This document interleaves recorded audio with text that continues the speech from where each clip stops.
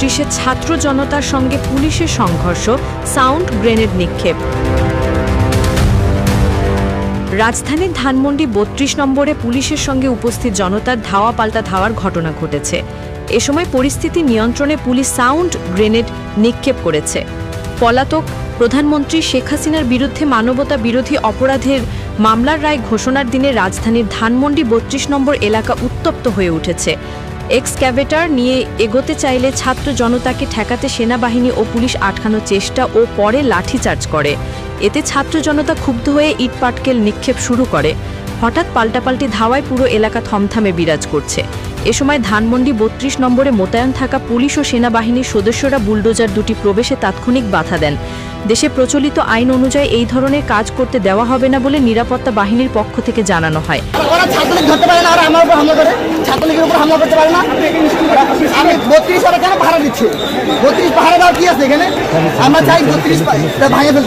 বেলা 1টার দিকে বাধার মুখে ছাত্র জনতার সঙ্গে আইন শৃঙ্খলা বাহিনীর সদস্যদের ধাওয়া পাল্টা ধাওয়া।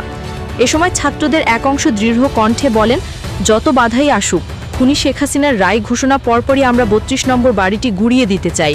এখান থেকে আমাদের ভাই বোন, মা বাবাকে গুলির নির্দেশ দেওয়া হয়েছিল। সেই বাড়ির কোনো স্মৃতি আর রাখতে চাই না। আরও জানতে চোখ রাখুন নিউজ 365-তে।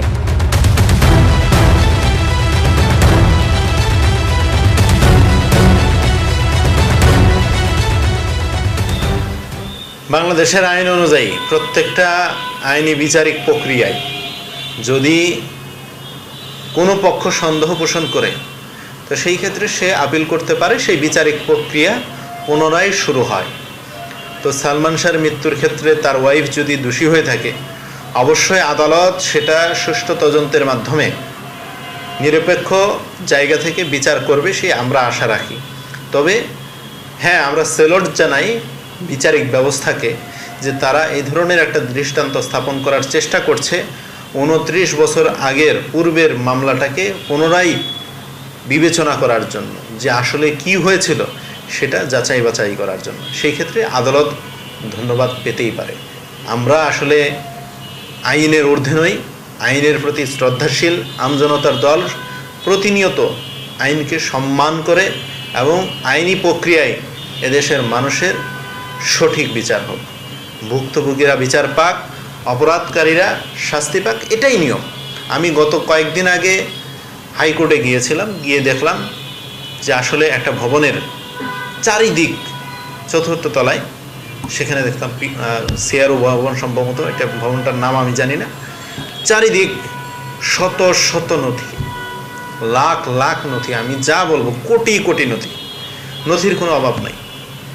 দুনিয়ার মানুষের আমলনামা যদি, অপকর্মের আমলনামা যদি এইভাবে জব্দ হয়, এইভাবে যদি থাকে, তাকে আপনি দুনিয়ায় যে অপকর্মগুলো করে যাবেন, কিয়ামতের ময়দানে আপনি মুসলিম ধর্ম অবলম্বী হলে তো আপনার যে আমলনামা, আপনি ভালো কাজ করেছেন না মন্দ কাজ করেছেন, সেই আমলনামা আপনার সেখানে জব্দ থাকবে। কাজেই আপনার মরতে হবে, সেটা ভাবতে হবে। কোনো অন্যায় করার আগে আপনি চিন্তা করেন যে আপনার মরতে হবে, আপনি এই দুনিয়ায় চিরস্থায়ী নয়, আপনি ক্ষণস্থায়ী একজন মানুষ, আপনার এখান থেকে বিদায় নিতে হবে। অন্যায় করা যাবে না, অন্যায়ভাবে কাউকে আঘাত করা যাবে না, কাউকে হত্যা করা যাবে না, কোনো বিচারিক প্রক্রিয়া অন্যায়ভাবে প্রভাবিত করা যাবে না। সুষ্ঠু এবং সঠিক তদন্তের মাধ্যমে নিরপেক্ষ বিচার করতে হবে। আমরা সেই আশা প্রত্যাশা রাখি।